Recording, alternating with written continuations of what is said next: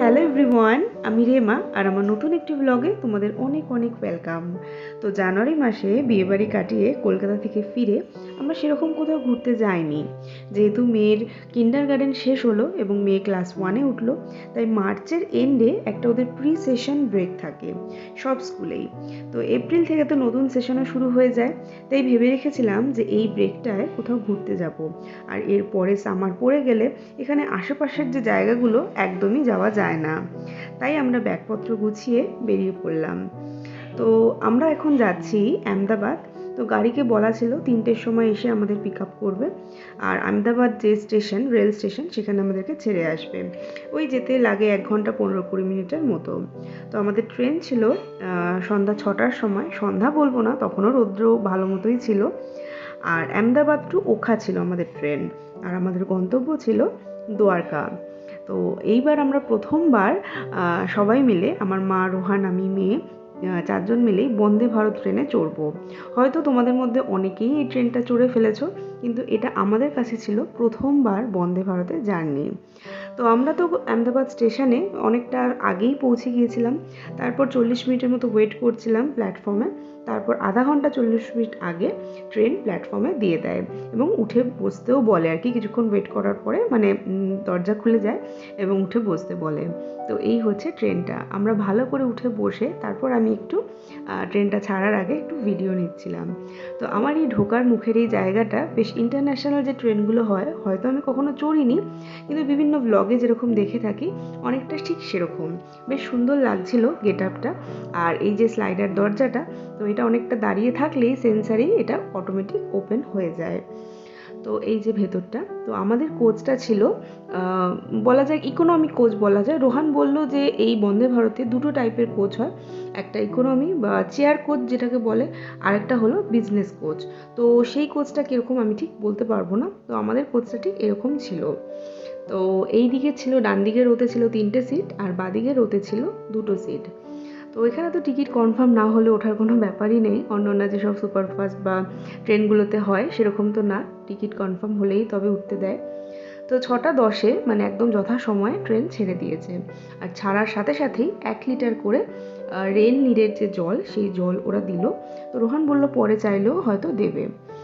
আর এটা বলে রাখি, এই যে ডান দিকে যে দেখছো বড় একটা উইন্ডো, তো এটা কিন্তু একটু স্পট লেগেছিল, একটু নোংরা নোংরা ছিল, বিশেষ করে আমি যেখানটা বসছিলাম। তো ওদেরকে বলতেই ওরা কিন্তু সঙ্গে সঙ্গে গ্লাস ক্লিনার দিয়ে মুছে পরিষ্কার করে দিল। মানে একদম সুন্দর গ্লাস ভিউ যেটা, সেটা হয়ে গিয়েছিল। তো এটার জন্য আমার খুব ভালো লেগেছে প্রথমেই। তো বিয়ের পর থেকে রোহানের সিট উইন্ডো সিট আর হয় না, ও উইন্ডোর পাশে একদমই বসতে পারে না। উইন্ডো সিটটা আমার। তো মেয়ে জানি না কেন আবদার করেনি উইন্ডো সিটে বসার, তো আমিই বসেছিলাম। তো ট্রেন তো ছাড়ার সাথে সাথেই রোহান বলল যে 100-110 গতিবেগ ধরে নিয়েছে। আর এই ট্রেন রোহান যেটা আমাকে বলেছিল যে 122, 20-22 হচ্ছে ম্যাক্সিমাম স্পিড, তবে সবসময় 100-110 স্পিডেই চলে থাকে। যেখানে অন্য ট্রেনগুলোর কিন্তু গতিবেগ থাকে হচ্ছে ম্যাক্সিমাম 100 কি 110। তো যাই হোক, দুরন্ত গতিতে আমরা কিন্তু ছুটে যাচ্ছি পশ্চিমের দিকে। তো দ্বারকা তো একদম হচ্ছে পশ্চিমেই, সমুদ্রের তীরে অবস্থিত। তো সেই দিকে আমরা ছুটছি। তো খুব সুন্দর সূর্যাস্ত দেখতে দেখতে এরকম একটা দুরন্ত ট্রেনে যে মানে বিকালটা কাটাচ্ছি, তো এটাও কিন্তু একটা ভ্যাকেশনের পার্ট। পৌঁছে গেলাম তারপরেই ভ্যাকেশন অন হয়, এটা নয় কিন্তু, তাই না বলুন? তো বসার সাথে সাথেই তো এখানে আমাদের ব্রেকফাস্ট বলবো, স্ন্যাক্স, ইভিনিং স্ন্যাক্স চলে আসলো। তো ইভিনিং স্ন্যাক্সে ছিল এটা, দেখো, হিমালয়ান সল্ট ক্যারামেল পপকর্ন, যেটা আমার খুব টেস্টি লেগেছে। আর এটা ছিল একটা ওই খাস্তা কচুরি হয় না, সেরকম। আর একটা ট্রপিকানার যে পোমগ্রানেট জুস হয়, সেই পোমগ্রানেট জুস। আর তার সাথে দিয়েছিলাম, প্রথমে ভেবেছিলাম বিস্কিট, পরে খুলে দেখলাম যে চাকলি হয় না, জিলেপির মতো প্যাচালো প্যাচালো যে বিস্কিটগুলো হয় নোনতা নোনতা, ঠিক সেইটা।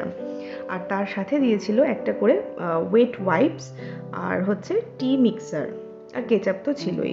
এই টি মিক্সারটা পরে মানে কিছুক্ষণ পরে ওরা গরম জল এনে, আর হচ্ছে কেটলিতে করে গরম জল আর কাপে করে হচ্ছে গরম জল প্রোভাইড করেছিল। তখন আমরা টি মিক্সার খেয়েছিলাম। টেস্টি মাম্মা, এই যে ভালো খেতে। কেমন খেতে রোহান? ফ্রেশ। দুরন্ত গতিবেগে তো ট্রেন ছুটছে, আর ট্রেনের বাইরের সুন্দর সূর্যাস্ত দেখতে দেখতে ট্রেনের ভেতরে বসে একটু চা একটু স্ন্যাক্স খাওয়ার মজাটাই আলাদা, তাই না বলুন? তো ওরা এসে তো গরম জল এরকম কাপে করে দিয়ে যায়, আমরা তো টি মিক্সারটা মিশিয়ে আমরা চা আর স্ন্যাক্স টুকিটাকে এনজয় করছিলাম। এরপরে যতই সুন্দর ডিনার দিক না কেন, আমার তো ট্রেনের ভেতরে বসে বাইরেটা দেখতে দেখতেই চা স্ন্যাক্স এসব খেতে বেশি ভালো লাগে।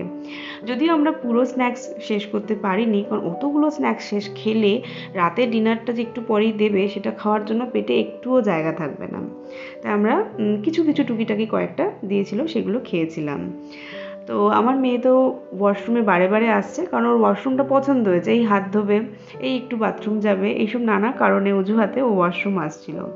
তো এই ওয়াশরুমের এখানটা আমি ভিডিও নিতে গিয়ে আমি দেখছিলাম যে একটু সাপোর্টের প্রয়োজন, কারণ এই জায়গাটা বোঝা যাচ্ছে ট্রেনটা কতটা স্পিডে ছুটছে, মানে সাপোর্ট ছাড়া দাঁড়িয়ে থাকাটা একটু মুশকিল হচ্ছিল। তাই ওয়াশরুমের সামনে এই জায়গাটা কমন এরিয়াতে দুটো ফোল্ডেবল এরকম চেয়ার দিয়েছিল, যেটা এরকম করে বসা যায়। তো আমরা একটু বসেছিলাম, গল্প করছিলাম, আর মেয়েটা তো ওই স্লাইডার যে ডোর সেই ডোরটার নিয়ে খেলছিল, মানে একবার যাচ্ছে ভেতরে একবার আসছে ভেতরে, যেহেতু অটোমেটিক ওটা ওপেন ক্লোজ হচ্ছিল। তো এই জায়গাটা হচ্ছে খাবার স্টোরেজ যে জায়গাটা, মানে প্রতিটা কোচের আগে একটা করে জায়গায় কমন এরিয়ার পাশে একটা জায়গা যেখানে খাবার ওরা সার্ভ করার জায়গা রয়েছে, এবং এখানে এরকম যে হট স্টোরেজ রয়েছে যেখানে খাবারগুলো এরকম স্টোর করা, যখনই ওই দরজাটা খুলছে তখন ওখান থেকে গরম হাওয়া বেরোচ্ছে। তো খাবারগুলোর হাইজিনও তার ফলে মেনটেন থাকছে, আর খাবারটা গরমও থাকছে, ফ্রেশ থাকছে, কোয়ালিটিটাও সুন্দর মেনটেন হচ্ছে। হয়তো এর জন্যই এটা বন্দে ভারত। অন্যান্য ট্রেনগুলোতে যেমন বাথরুমের পাশে সার্ভ করা হয়, যেটা ভীষণ বিচ্ছিরি লাগে। তো যাই হোক, আমরা আমাদের ডিনার টাইম হয়ে গিয়েছে, আমরা আমাদের সিটে চলে এসেছি এবং ডিনার সার্ভও করে দিয়েছে। তো এখানে ওরা দেখি একটা করে ওয়েট ওয়াইপস এখানেও দিয়েছে, তবে একটা হ্যান্ড স্যানিটাইজারও এখানে দিয়েছে, মানে ওঠার দরকার নেই, এখানেই স্যানিটাইজ করে ওয়েট ওয়াইপস দিয়ে মুখ ধুয়ে রেখে দিতে পারো। তো প্রতিটাতেই কার্ড ছিল, ডাল ছিল, একটা করে সবজি ছিল, রাইস ছিল, রুটি ছিল, আর পনির, যে পনির ননভেজের খেলে ননভেজ, তবে আমরা ননভেজ সিলেক্ট করিনি, আমরা ভেজই নিয়েছিলাম। আর রোহান অনেকগুলো টাইপের খাবার নিয়েছিল, যেমন হচ্ছে জৈন থালি নিয়েছিল যেটা পেঁয়াজ রসুন ছাড়া, আর হচ্ছে আমার মায়ের জন্য ডায়াবেটিক্স থালি নিয়েছিল, যদি আমার মায়ের ডায়াবেটিক্স ছিল না কিন্তু চয়েস করেছিল। তো ডায়াবেটিক্সের খাবারগুলোতে একদম নুন চিনি একদম নেই, মানে লো স্পাইসেস একদম খাবার। আর হচ্ছে আমার মেয়ের আর আমার জন্য ছিল নর্মাল যে ভেজ থালি, যাতে মটর পনির ডাল সবজি যেরকম থাকে সেইটুকুই ছিল। আর যেটা সবচেয়ে ভালো লেগেছে, এখানে চামচগুলো আর হচ্ছে টিস্যুগুলো কিন্তু সিল করা প্যাকেজিং করে দিয়েছিল, মানে প্যাকেজটা খুলে ছিঁড়ে তবেই ওই ইউজেবল, মানে ইউজ অ্যান্ড থ্রো যে স্পুন হয় সেই স্পুন আর হচ্ছে টিস্যু ছিল। তো খাবারের কোয়ালিটি মোটামুটি ভালোই ছিল, আমাদের খুব ভালোই লেগেছে। তবে খাবার একটু বেশি হয়ে গিয়েছিল, অতটা খাবার কনজিউম করা একটু মানে বেশি হয়ে গিয়েছিল। যাই হোক, তো আমরা তো যথাসময়ে আমাদের দ্বারকা পৌঁছে গিয়েছি, তো ওই 12:30 মতো বাজে, ট্রেন 12:15-তে আমাদের দ্বারকাতে নামিয়েছে। তো রাত 12:30, কিন্তু এত লোকজন ছিল মনে হচ্ছিল না। তো আমরা আমাদের একটা অটো নিয়ে দ্বারকা স্টেশন থেকে আমরা আমাদের যে বুকিং করে রাখা যে গেস্ট হাউস, সেই গেস্ট হাউসের উদ্দেশ্যে রওনা হয়ে গিয়েছি, একদম কাছে, স্টেশন থেকে জাস্ট 5 মিনিটের দূরত্বে। তো এরপর দ্বারকার ব্লগগুলো আসবে, দেখতে থাকো। যদি ভালো লাগে এই ব্লগটা লাইক করো। দেখা হয় পরবর্তী একটি ব্লগে। Thank you for watching. Tata.